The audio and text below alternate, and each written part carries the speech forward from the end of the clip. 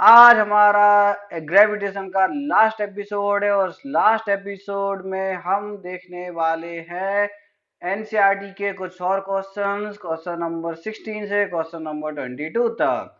तो पहला क्वेश्चन ये रहा, calculate the force of gravitation between the earth and the sun. तो अर्थ और सन के बीच में हमें ग्रेविटेशनल फोर्स निकालना है। और ग्रेविटेशनल फोर्स क्या होता है, फॉर्मूला क्या होता है, बताओ क्या होता है फॉर्मूला।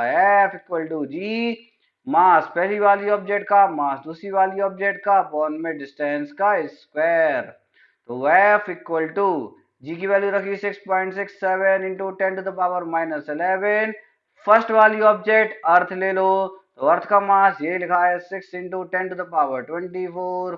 फिर दूसरी ऑब्जेक्ट सन ले लो, सन का मास लिखा है 2 इंटू 10⁻30 होल बाय आर का स्क्वायर। आर मतलब डिस्टेंस, तो डिस्टेंस कितना है 1.5 इंटू 10⁻11 का होल स्क्वायर। और इस पूरे को सॉल्व करके इसका आंसर निकाल लेना, वो तुम्हें मिल जाएगा। अब तुम बोलोगे सर उसको याद कैसे रखेंगे, तो लो मैं तुम्हें उसकी पूरी वैल्यू दे देता हूँ। ये रही उसकी वैल्यू 3.557 इंटू 10⁻22। ठीक है ना, ये तुम्हें याद रखना है क्योंकि ये डेटा जो है वो चेंज नहीं होता है। ठीक है, mass of earth, mass of सन और डिस्टेंस बिटवीन देम ये चेंज नहीं होता है। तो डायरेक्टली तुम्हें ये वैल्यू याद रखनी है और ये पूरा वो सिस्टमेटिक पैटर्न है जो तुम्हें एग्जाम में लिखना है। बात खत्म। ठीक है, कैलकुलेशन करने में कुछ प्रॉब्लम आए तो मैं यहाँ बैठा हूँ, मुझे बता देना कमेंट सेक्शन में या डिस्क्रिप्शन बॉक्स में मेरा व्हाट्सएप नंबर मिल जाएगा, तो वहां भी पूछ सकते हो। चलो हम आगे बढ़ते हैं यहाँ पे बिना किसी देरी के। और ये है क्वेश्चन नंबर 17। क्वेश्चन नंबर 17 में क्या बोल रहा है, a stone is allowed to fall. ये क्या होता है भैया, allowed to fall. Allowed to fall का मतलब होता है initial velocity 0 from the top of a tower. तो टावर कितना है, 100 मीटर हाई है। तो वहां से हमने इस स्टोन को फेंका है, तो मान लेते हैं यहाँ कहीं से हमने स्टोन को फेंका है और हाइट इसकी कितनी है 100 मीटर। ठीक है, and at the same time, और उसी टाइम पर एक दूसरा स्टोन, पहले वाले का नाम ए दे दो, दूसरे वाले का नाम बी दे दो, और इसको हम ऊपर फेंक रहे हैं सेम टाइम पर विथ वेलोसिटी ऑफ 25 मीटर पर सेकेंड। तो भैया दो स्टोन है तो इसको नाम दे दो U2 इक्वल टू 25 मीटर पर सेकेंड, और इसको नाम दे दो U1। और ये तो अलाउड टू फॉल है ना, तो ये 0 मीटर पर सेकेंड हो गया। बात खत्म। अब calculate when and where the two stones will meet. तो कब और कहाँ दोनों स्टोन मिलेंगे ये तुम्हें पता करना है इसके बीच में। इसमें देखो एक तो होती है आपकी ट्रेडिशनल मेथड। वो ट्रेडिशनल मेथड क्या होता है बेसिकली, वो ट्रेडिशनल मेथड क्या होता है बेसिकली पता है कि हम वो फॉर्मूले लगाएं इक्वेशन ऑफ मोशन के दो दो बार, एक बार ए ऑब्जेक्ट के लिए एक बार बी ऑब्जेक्ट के लिए, और फिर हम सॉल्व करें। ठीक है, और यही मेथड आपको स्कूल के एग्जाम में लगाना है। ठीक है ना। और दूसरी मेथड जो होती है वो होती है रे, रे, और जो दूसरी मेथड होती है वो होती है रिलेटिव वेलोसिटी वाली। ठीक है, उससे फटाफट आंसर आता है कुछ सेकंड्स में। बट वो मैं यहाँ पर नहीं बताऊंगा क्योंकि वो आप फिर स्कूल में लगा दोगे, स्कूल में फिर आपको नंबर नहीं मिलेंगे। ठीक है ना, वो मैं यहाँ पर बताऊंगा नहीं। ठीक है, वो जब आपका एनटीएससी का बैच स्टार्ट होगा तब वहां पर बताऊंगा सेम क्वेश्चन उसी मेथड के साथ। अब इसको कैसे क्या सॉल्व करना है देख लेते हैं हम फटाफट। डायग्राम में तो सबको समझ में आ गया है आपको, है ना। तो अब हम देखते हैं यहाँ पर इसको कैसे हम सिस्टमेटिक पैटर्न में लिखेंगे और कैसे सॉल्व करेंगे। तो हमने माना कि ये स्मॉल टी टाइम पर दोनों मिलेंगे। जो ऊपर वाला स्टोन है, जो ए वाला स्टोन लिया था, वो जब मीट होगा तब उसको कितना डिस्टेंस मूव करना पड़ेगा, एस डिस्टेंस। कहीं तुमने इसको ऊपर से फेंका और यहाँ पर दोनों मीट हुए ए और बी, तो ए वाले का जो डिस्टेंस है उसको नाम दिया हमने एस। ठीक है, और नीचे वाले का जो डिस्टेंस है वो हो जाएगा कितना 100 माइनस एस।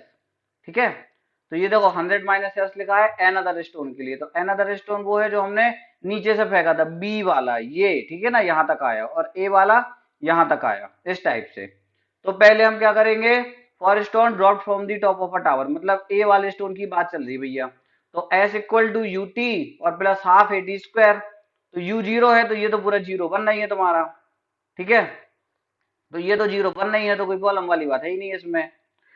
तो यहाँ पर तुम्हें देखो, इसको मैं पूरा सॉल्व करके बता रहा हूँ। थोड़ा सा तुम्हें इसमें मैथ लगानी पड़ेगी, और मुझे बहुत कॉन्फिडेंट है कि आप लोग मैथ बहुत अच्छे से लगाओगे और आपको सॉल्यूशन बन जाएगा, ठीक है ना। तो चलो हम इसको देखते हैं कैसे क्या हमें कैलकुलेशन करनी है। तो देखो s equal to you t plus half A T square लगाया, तो यू तो जीरो है तो ये तो पूरा जीरो बन जाएगा, हाफ है ही, एक ही जगह पर -10 और टी का स्क्वायर। पूरा सोल्व किया तो एस इक्वल टू आ गया 5t स्क्वायर। अब आप बोलोगे सर यहाँ पर नेगेटिव लिया था, यहाँ नेगेटिव लिया नहीं, हमें यहाँ पर उसकी वैल्यू से मतलब है, डायरेक्शन आरेक्शन सब होगा मैनेज, ठीक है। यहाँ पर हमें उसकी सिर्फ वैल्यू से मतलब है कि कितना मिलेगा, 25 मीटर मिल रहा है कि 30 मीटर मिल रहा है कि 35 मीटर मिल रहा है। नेगेटिव पॉजिटिव सब मालूम नहीं है कि कहाँ पर मिल रहा है, तो कोई दिक्कत वाली बात है नहीं, इसलिए नहीं लिया हमने भैया, ठीक है। चलो अब देखते हैं फिर क्या होगा इसके बाद। अब दूसरे वाले स्टोन की बात करते हैं, उसके लिए भी वही फॉर्मूला लगाएंगे। तो उसके लिए डिस्टेंस हो जाएगा कितना, 100 माइनस एस। ऊपर से मान लो 20 था तो नीचे से 80 बचेगा ना, तो 100 - 20 के रिस्पेक्ट में, तो ऊपर से एस लिया तो यहाँ पर हो गया 100 - एस, तो ये हो गया यू टी और plus half A T square, ठीक है। तो यहाँ पर यू की वैल्यू कितनी है, ये बी वाला है ना, तो बी वाले की बात चल रही है, तो बी के लिए यू की वैल्यू कितनी है, 25 है।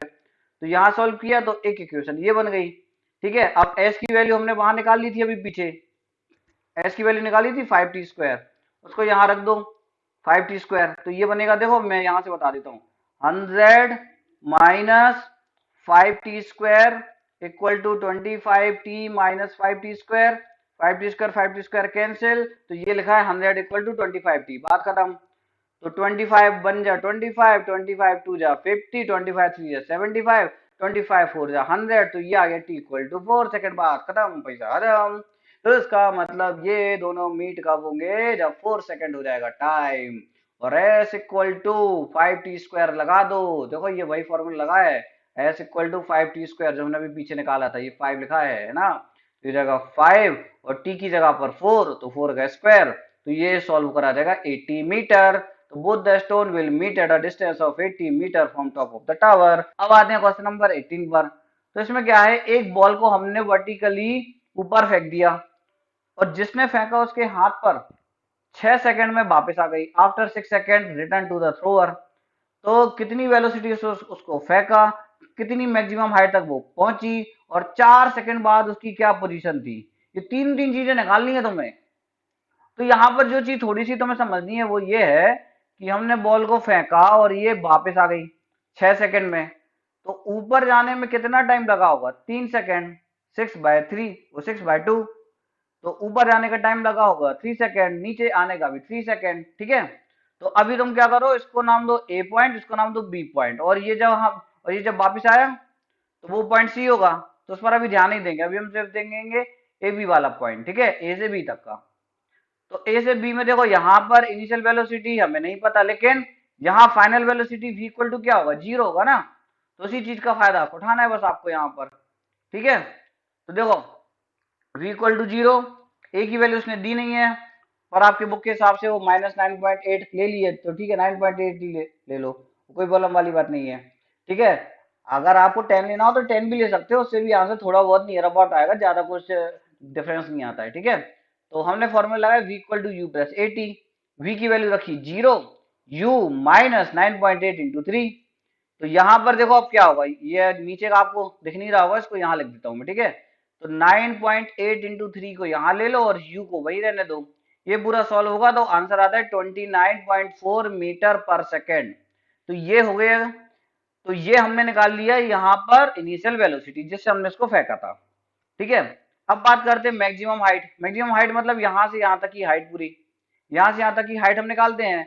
अब वो कैसे निकालेंगे बताओ, वो जो s equal to you t plus half t square वाला फॉर्मूला था वो भी लगा सकते हो, क्योंकि हमारे पास यहाँ पर अब टाइम भी है ऊपर तक जाने का, ठीक है। या वी स्क्वायर वाला फॉर्मूला लगाना तो वो भी लगा सकते हो, v square equal to u square plus 2as, क्योंकि हमारे पास अब वी भी है, यू भी है, ए भी है, ठीक है ना। तो इन तीनों से आप एस की वैल्यू निकाल सकते हो, तो कोई दिक्कत वाली बात नहीं है। अब चलो मैं एक पूरा फॉर्मेट आपको बता देता हूँ कैसे निकालना है, ठीक है। तो हमने यही फॉर्मूला इधर पे लगाया, ठीक है ना, ये वही फॉर्मूला है, बस ये माइनस माइनस यहाँ ले जाते हैं तो वो थोड़ा सा डिफरेंस हो जाता है, बाकी सब वही है। तो ये फॉर्मूला बन जाएगा v square minus u square by 2a, s का फॉर्मूला, v की वैल्यू जीरो, u की वैल्यू तुमने अब भी निकाली 29.4, अब स्क्वायर इसलिए दो बार लिखा, ठीक है। ये होल ब्रैकेट लगा देना, ठीक है ना, ऐसा होल ब्रैकेट, फिर नीचे क्या आएगा, 2 इंटू 9.8 सॉल्व करोगे आंसर मिलेगा 44.1 मीटर। याद कर लेना वैल्यू, ये तो वैसे भी तुम्हारे उसमें एनसीईआरटी में चेंज होती नहीं है। ठीक है ना, ये हो गया। अब बात होगी 4 सेकंड की। तो 4 सेकंड में बॉल कहां पर होगी, देखो 3 सेकंड में ऊपर तक पहुंची, फिर कहीं यहां पर आ गई होगी ना। तो अब ये चीज है, तो ये पूरा डिस्टेंस निकालना है तुम्हें। तो फिर हमने वही फॉर्मूला लगाया, s equal to u t plus half a t square. तो सिर्फ 1 मीटर वाला निकाल लो, बस ये वाला पार्ट निकाल लो। इसको नाम दिया था ए, इसको नाम दिया था बी, और जब वापस आ गया था तो सी नाम दिया था। यहाँ पर नाम दे दो डी, और ये वाला डिस्टेंस एक्स और निकाल लो। तो वही फॉर्मूला लगाया हमने, s equal to u t plus half a t square, और 1 सेकंड के लिए हमने ये निकाल लिया। अब देखो तुम बोलोगे सर यहाँ पर यू की वैल्यू 0 हमने कैसे ले ली। तो ये वाले सेक्शन में जो इनिशियल वेलोसिटी है वो ये वाली रहेगी ना, और ये 0 है। यहाँ पर तो 0 हो जाती ना। ए से बी तक के लिए वो फाइनल है, लेकिन बी से डी तक के लिए वो क्या है, इनिशियल, इसलिए हमने 0 लिया। तो ये हो गया 4.9 मीटर। तो इसका मतलब क्या हुआ, पहले उसने इतना डिस्टेंस चला, फिर इतना डिस्टेंस चला। तो पहले हमने निकाला कितना, 44.1 ये लिखा है, और दूसरा निकाला हमने 4.9। उसका मतलब ये हो जाएगा कि अगर बिलो ऑफ द टावर से पूछा जाए तो वो 4.9 मीटर होगा। और टोटल डिस्टेंस अगर पूछेंगे तो हम क्या करेंगे बताओ, टोटल डिस्टेंस में हम क्या करेंगे, दोनों को जोड़ देंगे, 44.1 और प्लस 4.9 दोनों को जोड़ते हैं तो यह आ जाएगा 9, और ये 4, मतलब 49 मीटर हो जाएगा टोटल डिस्टेंस। और टॉप ऑफ द टावर से पूछे तो सिर्फ 4.9 मीटर। तो जैसा क्वेश्चन में लिखा हो वैसा तुम्हें सॉल्व करना पड़ेगा। ठीक है। अच्छा चलो, अब बताओ कौन से डायरेक्शन में बाइंड फोर्स लगता है जब हम उसको लिक्विड में डालते हैं। तो बाइंड फोर्स को अपवर्ड फोर्स बोलते हैं, ये तुम्हें मालूम ही है। अब दूसरा क्वेश्चन क्या है कि अगर एक प्लास्टिक के ब्लॉक को हम वाटर में डालते हैं तो वो ऊपर क्यों आ जाता है। कभी एक प्लास्टिक की ऑब्जेक्ट को वाटर में जबरदस्ती डालने की कोशिश करना, वो ऊपर आती है। क्यों आती है ऊपर, बताओ बताओ बताओ। इसको हमने एपिसोड 6 और 7 में देखा है।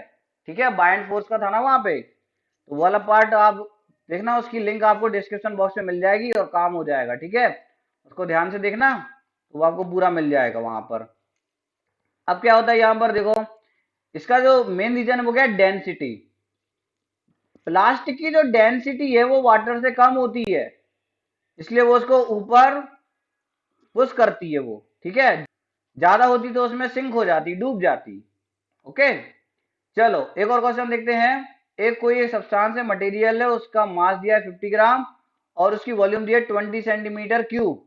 ये पावर में लिखा है 3। ठीक है, अब वाटर की डेंसिटी होती है 1 ग्राम पर सेंटीमीटर क्यूब। ये भी तुम्हें याद ही रखनी है। ठीक है ना, यहाँ तो उसने दे दी है, वहां नहीं देंगे। अब तुम्हें ये पता लगाना है कि ये फ्लोट होगी या सिंक हो जाएगी। तो फ्लोट या सिंक डेंसिटी पर डिपेंड करता है कि डेंसिटी अगर इससे ज्यादा डेंसिटी हुई तो वो डूब जाएगी, और इससे कम हुई तो वो फ्लोट करेगी।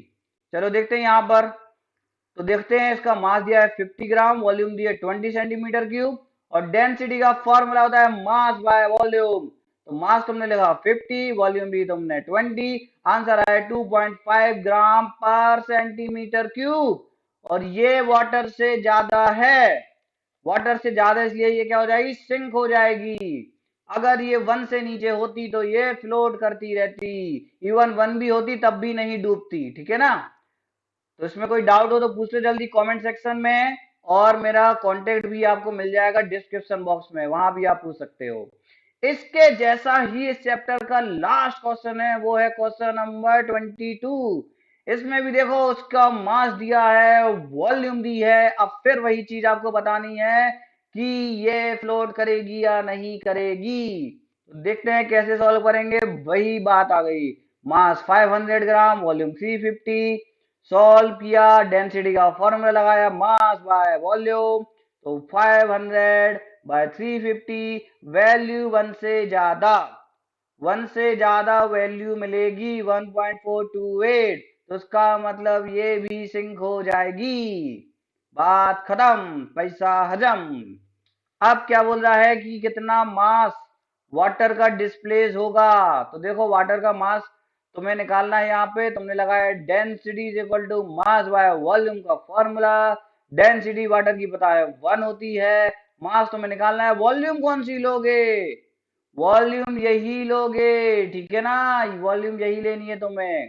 तो 350 इसको यहां ले जाओ, तो सॉल्व होकर मिलेगा 1 × 350 मतलब 350 इक्वल टू मास, और यूनिट क्या आएगी? ग्राम। तो 350 ग्राम का मास हमारे वाटर का डिस्प्लेस होगा। तो आज का लेक्चर हम करते हैं यहीं पर वाइंड अप। आपको जो भी डाउट हो आप पूछ सकते हो। अब बहुत जल्दी हम यहाँ पर लाएंगे हमारा नया chapter, work energy and power. तो उसके लिए सब लोग बिल्कुल रेडी रहना, ठीक है। और वहां पर हम पूरा पार्ट हमारा देखेंगे एनसीईआरटी से बिल्कुल लाइन टू लाइन, तो कोई भी लेक्चर मिस नहीं करना। जो भी बच्चे यहाँ पर नए हो इस जो भी बच्चे यहाँ पर नए हो इस चैनल को जरूर सब्सक्राइब कर जाए, और लाइक एंड शेयर सभी को करना है, ताकि आपके सारे फ्रेंड्स को इससे बेनिफिट मिले और आप भी अपडेटेड रहो। तो तब तक के लिए टाटा बाय बाय।